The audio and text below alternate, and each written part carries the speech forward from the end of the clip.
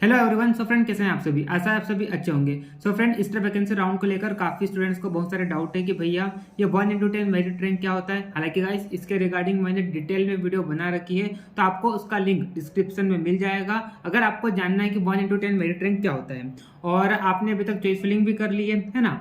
कल last date थी choice filling की। उसके बाद यहाँ पर कॉलेज वाइज मेरिट लिस्ट आना भी चालू हो गई है। तो अगर आपने college wise merit list check नहीं की है, तो सबसे पहले आप चेक कर लीजिए कि आपने जिन जिन भी कॉलेज की चॉइस फिलिंग की थी, तो उस कॉलेज में आपकी क्या मेरिट रैंक आई है।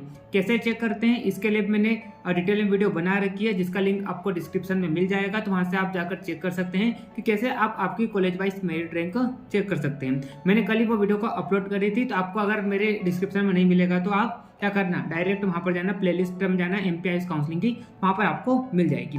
अब ना सवाल ये उठता है कि नेक्स्ट स्टेप आपको क्या करना है। देखिए, अभी तक आपने क्या कर ली है, चॉइस फिलिंग कर ली है, जो कि आपने कब की थी ये देखिए आप, जिसका टाइम ये 10 तारीख लास्ट डेट था, ठीक है।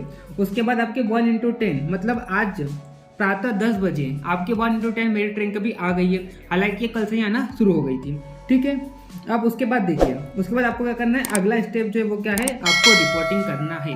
अब कई स्टूडेंट को डाउट है कि भैया हमको रिपोर्टिंग कैसे करना है, कहाँ पर जाना चाहिए, क्योंकि हमारा जो नाम है वो तो हमने जो चॉइस फिलिंग किया था लगभग 3 से 4 कॉलेजेस में आ रहा है। तो इससे ज़्यादा भी कॉलेजेस, मतलब जिस कॉलेज में आप एलिजिबल हो उन सारे कॉलेजेस में आपका नाम आ रहा है। तो आपको कन्फ्यूजन होगा कि भैया हमें रिपोर्टिंग कहाँ करना चाहिए। तो देखिए, रिपोर्टिंग आपको वहीं पर करना है जिस कॉलेज में आपकी रैंक ऊपर है, ताकि वहाँ पर क्या हो जाएंगे, आपके एडमिशन होने के ज़्यादा चांसेस हो, ठीक है। तो क्या करना है आपको, सबसे पहले तो आपको क्या करना है, 1:10 जो मेरिट रैंक आई है उसे आप चेक कर लीजिए। आपने जो जो भी चॉइस फिलिंग किए थे, जिस भी कॉलेज की चॉइस फिलिंग किए थे, उस कॉलेज को आप सिलेक्ट कीजिए और चेक कीजिए कि उस कॉलेज में आपकी मेरिट रैंक कितनी है, आप एलिजिबल हो या नहीं हो। जिस कॉलेज में आप एलिजिबल नहीं हो तो उसमें आपको रिपोर्टिंग नहीं करनी है। जिस कॉलेज में आप एलिजिबल हो और जिस कॉलेज में आपकी रैंक ऊपर है, ये दोनों क्राइटेरिया, जिसमें आप एलिजिबल हो और जिस कॉलेज में आपकी रैंक ऊपर है, वहीं पर आपको क्या करना है, रिपोर्टिंग करना है। और तीसरा क्राइटेरिया आपको ये भी देखना है कि किस कॉलेज में सीट ज़्यादा है, ठीक है। तो जिस कॉलेज में सीट ज़्यादा है, जिस कॉलेज में आपकी रैंक ऊपर है, उन्हीं कॉलेज में आपको क्या करना है, रिपोर्टिंग करना है। और ये जो रिपोर्टिंग की डेट दी गई है वो कितनी दी गई है, 14 नवंबर दिया गया है, ठीक है। कितना दिया गया है, सॉरी यहाँ पर करता हूँ मैं, ऊपर ये वाला हाईलाइट करता हूँ मैं। देखो, रिपोर्टिंग का जो डेट दी गई है वो 14 नवंबर है। तो सुबह 9 बजे से लगाकर 1:30 बजे तक नोट डाउन कर लीजिए। इसी के बीच आपको रिपोर्टिंग करना है। कब? सुबह 9 बजे से लगाकर 14 तारीख को, 14 नवंबर को। दिवाली है, जो भी है हटाओ सब कुछ, सुबह आपको जाना है। कितने बजे? आपकी तो दिवाली की बात लगा दी पूरी, चलो कोई ना। लेकिन सुबह 9 बजे से आपको 1:30 बजे तक क्या करना है, कॉलेज में जाकर रिपोर्टिंग करना है, ठीक है। तो जिस कॉलेज में आपकी रैंक ऊपर है, जहां पर सीट ज्यादा है, वहीं पर आपको क्या करना है, रिपोर्टिंग करना है। कब? 14 तारीख को सुबह 9 बजे से लगाकर 1:30 बजे तक, ठीक है। अब देखिए आप यहाँ पर उसके बाद आप ये सोच रहे होंगे कि भैया, अब कई लोग कंफ्यूज भी है कि भैया रिपोर्टिंग तो हम कराएंगे, ठीक है। देखो, आप 3 से 4 कॉलेज में भी रिपोर्टिंग कर सकते हैं, उसमें कोई दिक्कत नहीं है, लेकिन आपको टाइम को मैनेज करके चलना है, ठीक है। तो आप टाइम के अकॉर्डिंग, अगर आप 2 से 3 कॉलेज में रिपोर्ट कर सकते हैं तो बिल्कुल आप कर सकते हैं। लेकिन मैं आपको फिर बोलूंगा कि जिस कॉलेज में आपके चांसेस ज़्यादा है, वहीं पर आप सीमित रहिए, वहीं पर आप रिपोर्टिंग कीजिए, ताकि आपके लिए वो क्या होगा, बेहतर रहेगा और आपकी सहूलियत के लिए वो बेटर रहेगा, ठीक है। तो क्या करना है आपको, जिस कॉलेज में आपकी रैंक ज़्यादा है, सीट ज़्यादा है जहाँ पर, वहाँ पर आपको क्या कर लेना है, रिपोर्टिंग कर लेना है, ताकि आपके चांसेस क्या हो, एडमिशन होने के ज़्यादा रहे, ठीक है। 2 से 3 कॉलेज में भी आप क्या कर सकते हैं, रिपोर्टिंग कर सकते हैं। लेकिन यहाँ पर क्या होता है, टाइम की थोड़ी पाबंदी रहेगी। देखिए ना, आप सुबह 9 बजे से लगाकर 1:30 बजे तक इतना ही रिपोर्टिंग का समय दिया गया, तो आप कहाँ कहाँ रिपोर्टिंग करोगे, ठीक है। जहाँ पर ज़्यादा चांसेस है वहीं पर आपको क्या करना है, रिपोर्टिंग करना है।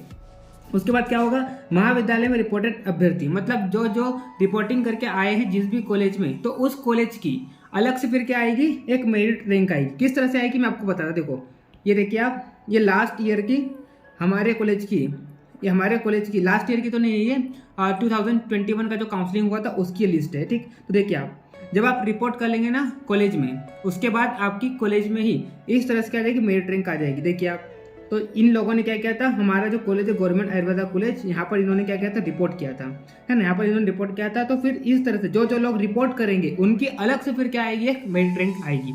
अब कई लोग कंफ्यूज होंगे कि भैया क्या हमें जो सीट अलॉट होगी वो कैटेगरी वाइज अलॉट होगी? तो जी हाँ गाइस, बिल्कुल। अब आप सोच रहे होंगे भैया इन्होंने बताया तो है ना कि कौन से कैटेगरी की कौन सी सीट वैकेंट है। तो गाइस ये है ना, आप जब कॉलेज जाएंगे तो रिपोर्टिंग करने जाएंगे ना, तो वहाँ पर नोटिस लगा होगा कि इस कॉलेज में किस कैटेगरी की कितनी सीट वैकेंट है। और जी हाँ बिल्कुल, आपका जो रिपोर्टिंग होगी वो या जो आपको सीट अलॉट होगी वो किसके अकॉर्डिंग होगी? कैटेगरी वाइज ही आपको अलॉट होगी।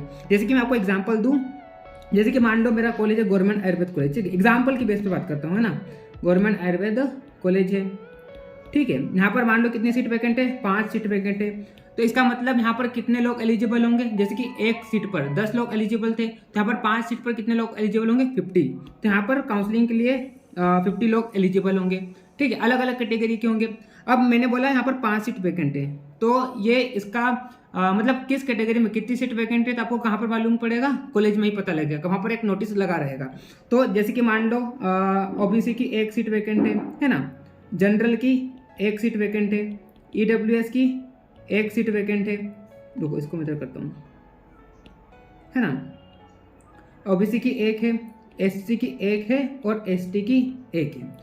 तो आप बोलेंगे भैया हमको फिर कैसे एडमिशन मिलेगा इन 5 सीट पर, क्योंकि यहाँ पर तो एक एक ही सीट है, मतलब अलग अलग कैटेगरी के। तो देखो, तो जो 50 लोग यहाँ पर आए थे ना, मतलब जो 50 लोग एलिजिबल हैं, तो उनमें से क्या होंगे? जो यहाँ पर रिपोर्ट करेंगे। मान लो 50 लोग एलिजिबल हैं, मान लो 50 लोगों में से इस कॉलेज में कितने लोगों ने रिपोर्ट किया? मैं एग्जाम्पल के बेस पर लेता हूँ कि 30 लोगों ने यहाँ पर क्या कर दिया? रिपोर्ट कर दिया। तो फिर क्या होगा? इन 30 लोगों की क्या आएगी? कॉलेज में ही अलग से रिपोर्टिंग के बाद मेरिट रैंक आएगी, ठीक है। अब इनकी मेरिट रैंक आएगी, तो मान लो अब यहाँ पर मैंने बताया कि जनरल ईडब्ल्यूएस सबकी मतलब अलग अलग कैटेगरी की 1 सीट वैकेंट है। तो आप मान लो एसटी कैटेगरी के कैंडिडेट, तो आपको कैसे सीट मिलेगी? तो देखिए, अब कितने लोग आए यहाँ पर? 30 लोग रिपोर्ट करने आए। तो इस 30 लोग में से मान लो 10 कैंडिडेट एसटी कैटेगरी के हैं। किस कैटेगरी के? एसटी कैटेगरी के। तो इस एसटी कैटेगरी में जिसकी रैंक ऊपर होगी उसको ये सीट अलॉट हो जाएगी। तो इस तरह से यहाँ पर हर एक कैटेगरी में इसी तरह से होगा। जैसे कि मान लो ओबीसी के कैंडिडेट 30 में से कितने हैं?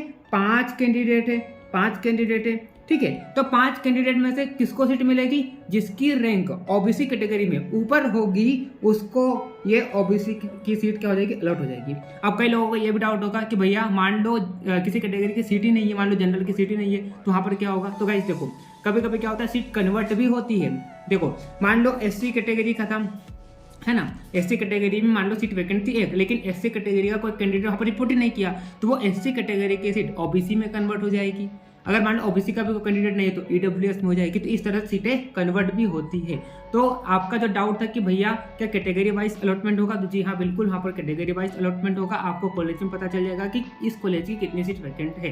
तो आई होप आपको सारे डाउट यहाँ पर क्लियर हो गए होंगे। पहले तो मैंने आपको ये क्लियर कर दिया कि आपको रिपोर्ट कहाँ करना है, तो जहाँ पर आपके ज़्यादा चांसेस है वहाँ पर आपको रिपोर्ट करना है। अगर आपको कोई दिक्कत हो रही है तो आप मेरे से कॉन्टेक्ट कर सकते हैं। मेरी इंस्टा ID है @amanjaiswal30 अमन जायसवाल 30, जो आपको डिस्प्ले पर भी दिखाई दे रही होगी, या इसका लिंक आपको मेरे डिस्क्रिप्शन में भी मिल जाएगा, तो वहाँ से आप उसे चेक कर लीजिए। और आपके जो भी डाउट है मुझे आप वहाँ पर फॉलो कर लीजिए और आपके सारे डाउट को क्लियर कर लीजिए। उसके अलावा अगर आपने मेरा टेलीग्राम चैनल @ayurvedavinks ज्वाइन नहीं किया तो उसे भी आप ज्वाइन कर लीजिए, क्योंकि मैं वहाँ पर लगातार BMS से रिलेटेड सारे कंटेंट को अपलोड कर रहा हूँ, जो कि आपके लिए काफ़ी ज़्यादा हेल्पफुल रहेगा। आई होप आपको इस वैकेंसी राउंड के रिगार्डिंग सारे डाउट क्लियर हो गए होंगे। अगर आपको फिर भी कोई डाउट है, अगर आपको लगता है कि मुझे कहाँ रिपोर्ट करना है, मेरे को कुछ समझ में नहीं आ रहा है, तो मेरे से आप कॉन्टेक्ट कर लीजिए, मैं आपको बता दूंगा कि आपको कहाँ रिपोर्ट करना है।